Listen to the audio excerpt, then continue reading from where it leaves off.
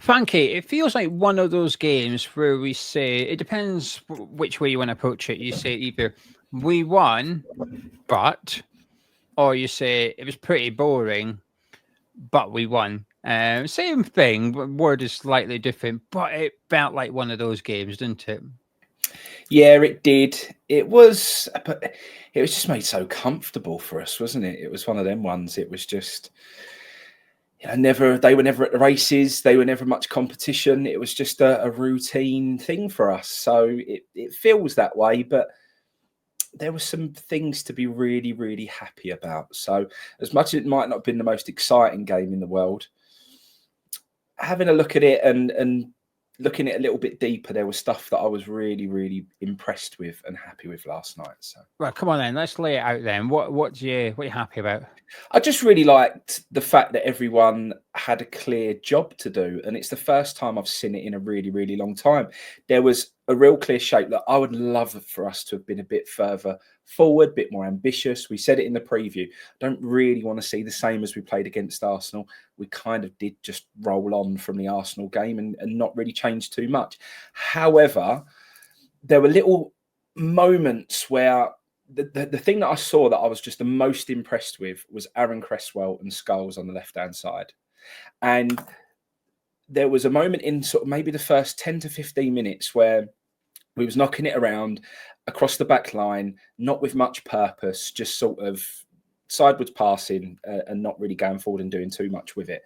And in that moment, I thought, oh, I'd love for us to pass with a bit more purpose. I'd love to us to pass forward a bit more, look to try and get the ball forward a bit more quickly. And then what I saw was Aaron Cresswell, whoever it was on Leicester's right-hand side, their furthest player forward, was basically stopping the ball going out wide to Scholes. And Cresswell made a run that had no intention of doing anything other than pulling their furthest forward right-hand side player away and opening up the space for Scholes. And it really did open that side of the pitch up. And I was like, do you know what? That's coached. That's drilled. That's someone who's been given an instruction that this is our shape. This is how we're going to play.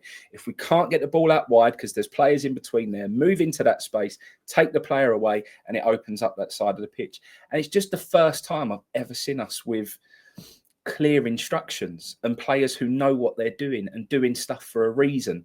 For the last few years, it's all just felt like it's a bit like they all stand there a bit clueless. Where should I be going? What should I be doing? Should I be dropping into space? Should I be doing this, doing that? Actually, I think everyone knew exactly what they were supposed to be doing last night.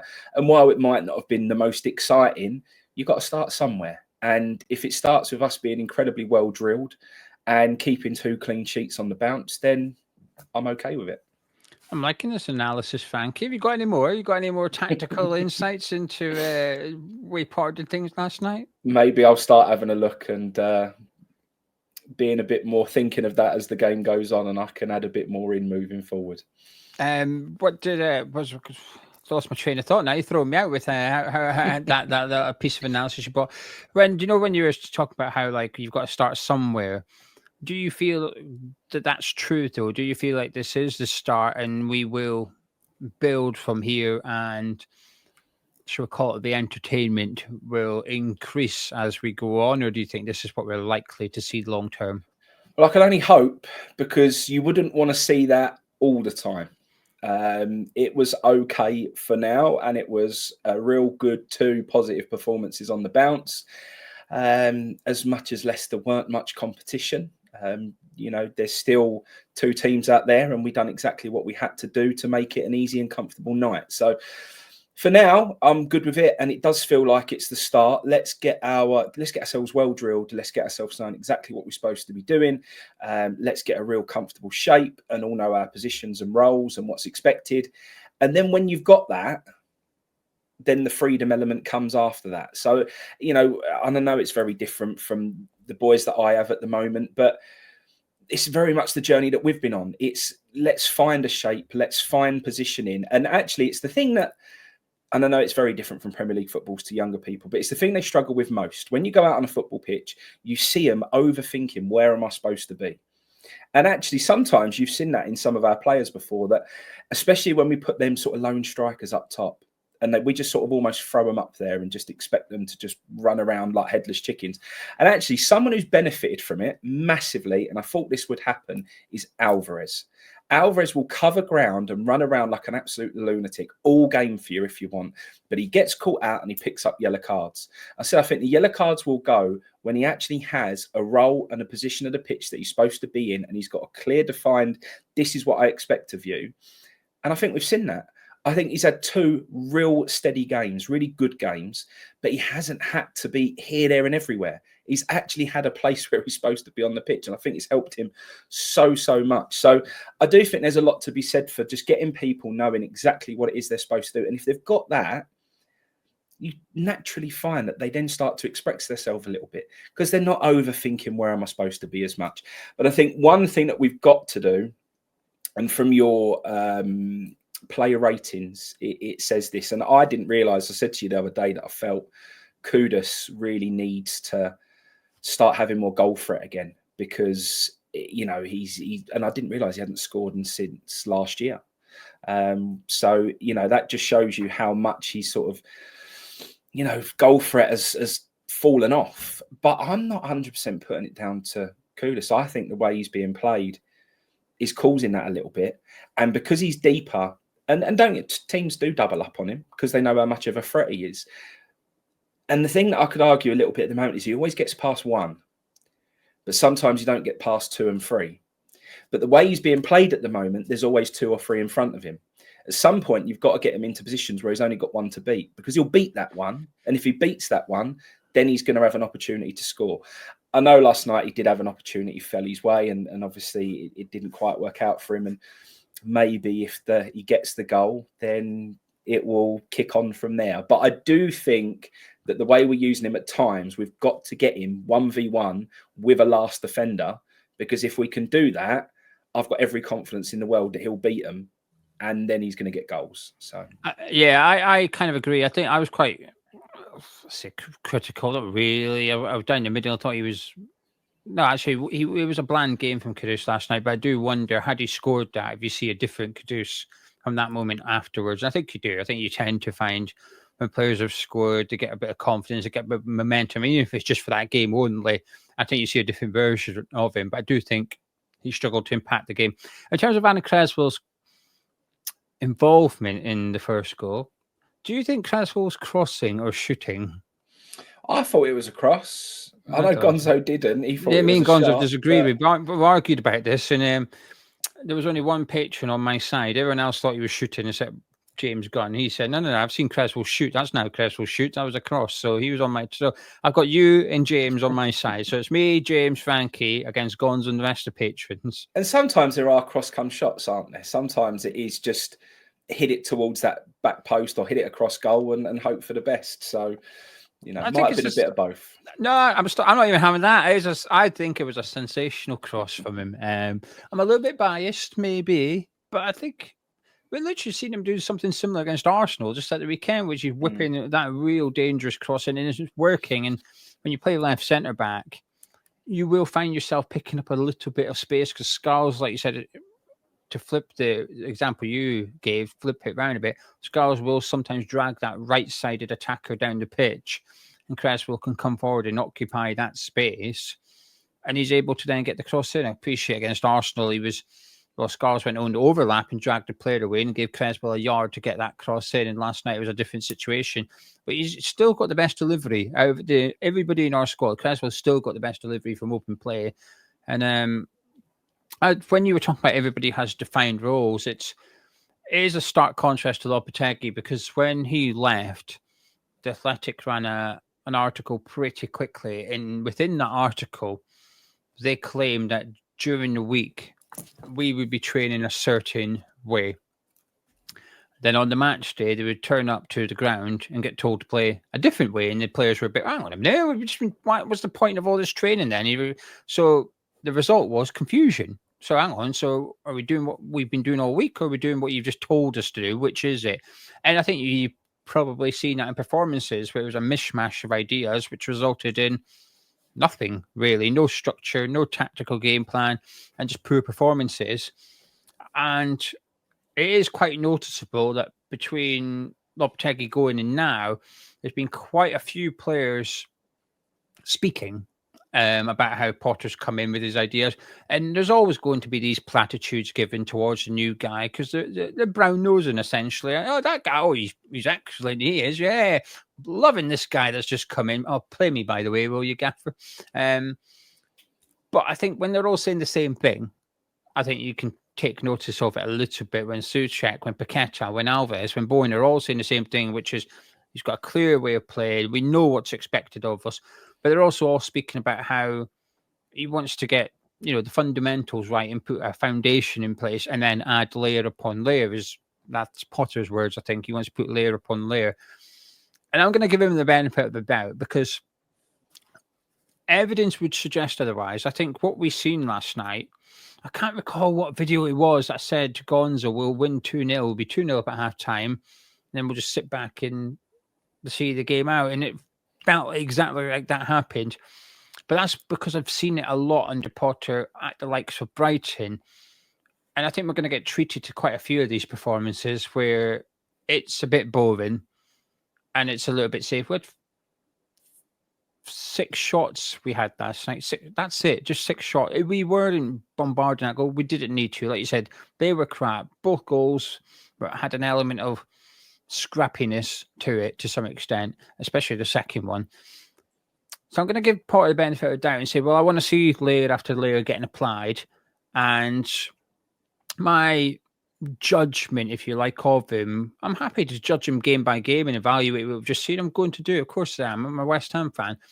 But my true evaluation of him will come September, October time, once you've had that summer transfer window, because I'll give him the benefit of the doubt that it's not his squad.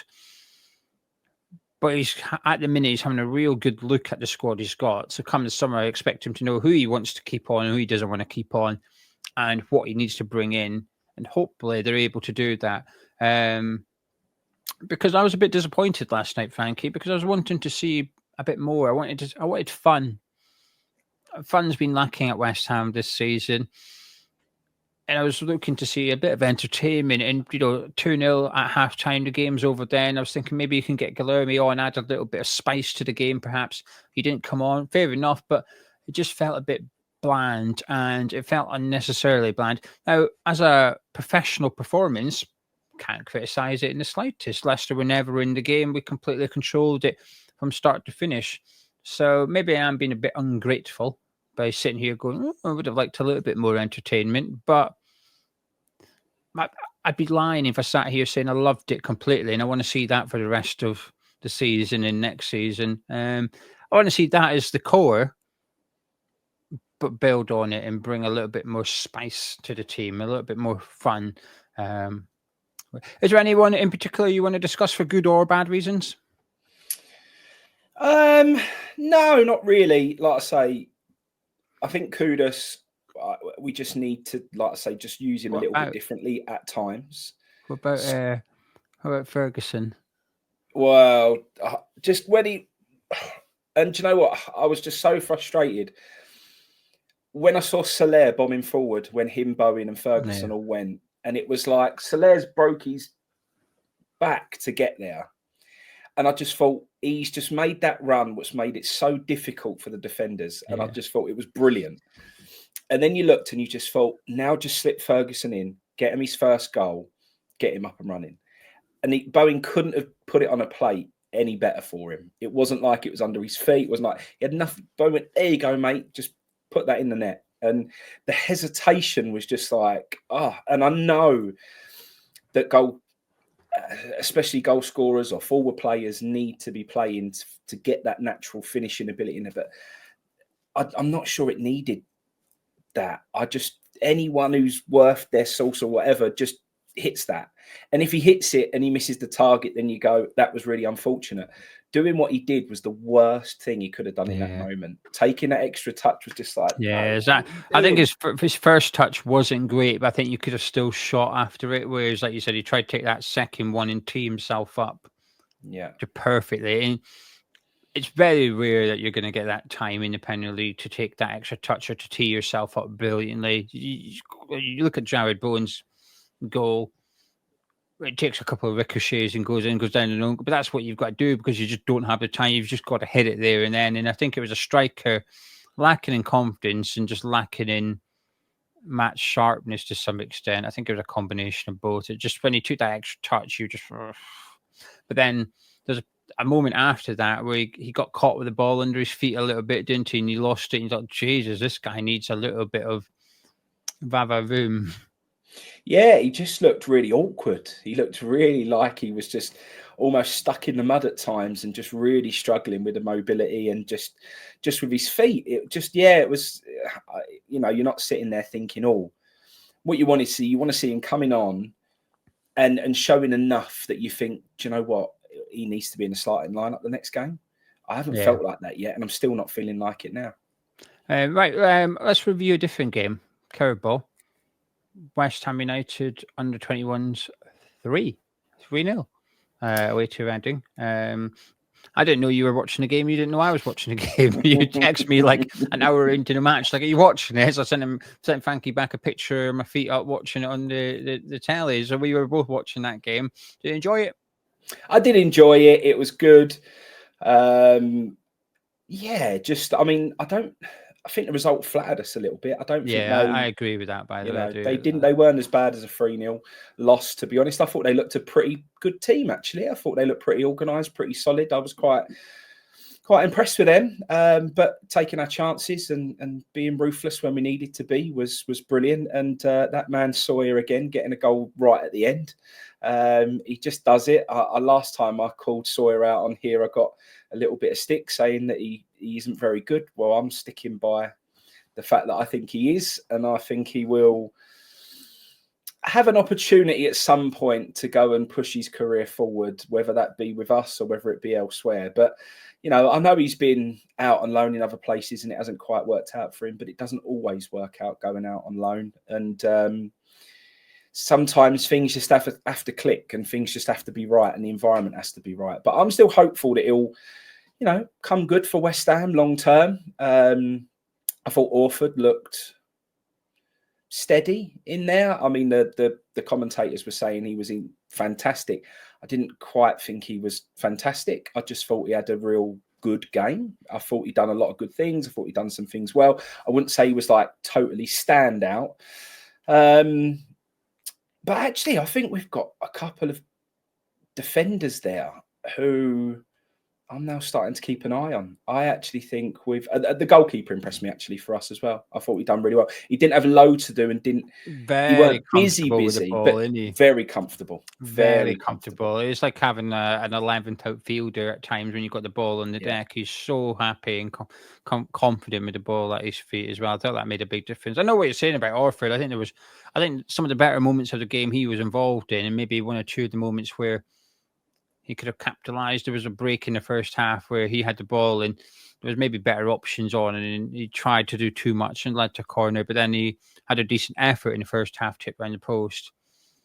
And then he was heavily involved in your man's goal at the end there when he gets the ball 90 whatever minutes down, gets it, takes on a couple of players, releases him, gets brought down, and good referee to play the advantage and ran the length of pitch. I think Moore stood out for me. I thought he was possibly the player that stood out. I thought he put in a real shift, tracking back. And we don't speak about it on the 21s enough, because I think it's because for whatever reason we never say to each other we're watching the game or whatever, and quite often we are. So maybe we'll start covering it a little bit more going forward. I've seen quite a lot of them. Whenever they're on YouTube, I'll watch him, and I know you do a lot as well. So I don't know why we don't discuss it a bit more. But Moore in that game I thought was really good. And the second goal, his goal, excellent team move, nice passing and movement, get the ball down the right, good crossing. And it's a good team goal or a good assist when you score. The players go to the guy that set the goal up rather than the guy that scored the goal.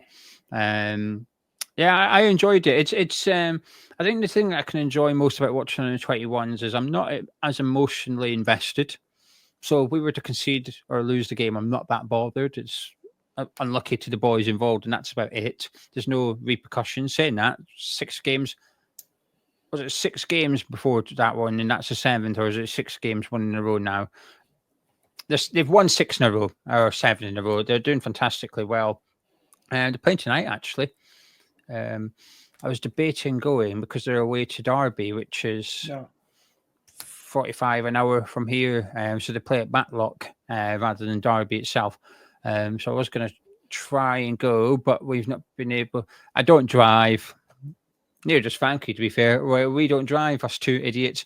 So I'd need to get someone to take me there, and it's quite a big ask of someone to say, "Can you take me to Matlock an hour away, please, and then watch football with me, and then take me home again on a Friday night?" That'd be appreciated. I'm not giving up. There might be a last-minute curveball where I can get to go and watch the boys this evening. But yeah, Moore for me was good. Rig, I thought, was quite a good game. Rig had a good game. Really he's good game. An interesting player, isn't he? He's one of the hardest working sort of number 10s I've seen for a while. Sometimes it can be a little bit like George Earthy. When I see him play for under 21s and 18s, he wasn't the hardest working player. Quite often, we'd have an attack, he would break down, and he would be jogging back at the most. Whereas Rig is, bang, he's on it. And the first goal came from his pressing, didn't it? He was one that nicked it and put us through. So there you go. Anyone else? No, I was going to say that to you. I thought Rigger was better than Orford on the night. I thought, I think so. I think with Orford, you can tell he's, I don't want to say too good for this level, but he is too good for this level. I think I feel like there's this element of cruising through the game about him. And same with Cale and Casey, to be honest with you. I think they look very comfortable when they run the ball. And I think you can tell he's been involved in first team environment because he's got this aura about him, which is, I'm a first team player. I'm on the fringe of the first team. When he's got the ball, he's happy to, I don't know, hold on to it a bit longer than some of the other players would like to. And it's not because he's selfish. It's just because he's confident enough of holding his opponent off or anything like that. So don't know how to describe it. I think it's the vibe I get from the aura I get from him. It's just that it's like, I'm a bloody good player and I'm going to show you. And you forget, but he's still quite young for this level, Orford. You're still playing with people 2-3 years older than him, and he's fine. So hopefully they win tonight and maintain their 100% success rate over the last few months. Is there anything else you'd like to discuss in today's podcast? No, and I don't want to end on a negative point, but a lot of people hearing last night about the Mavropanos booing, and it's just not right. We just don't want to hear all that. It's just no good. I'd mentioned it when Soucek come on one of the earlier games in the season, and people said there wasn't no booing, but it's clear last night there was, and it's just not us. West Ham don't do that. It's just not in our DNA. So I don't get it. Like, I get why. Say a player had handed in a transfer request and he comes on, and I get that, right? Or if there's a set of circumstances which makes you feel like he's betrayed the club or something, I get it. And he's not been in great form. But I could list, off the top of my head, 20, 30, 40 players that's had a far worse career at West Ham than Mavropanos. He's not been great, but he's not been that bad. I know some games he's made big mistakes, but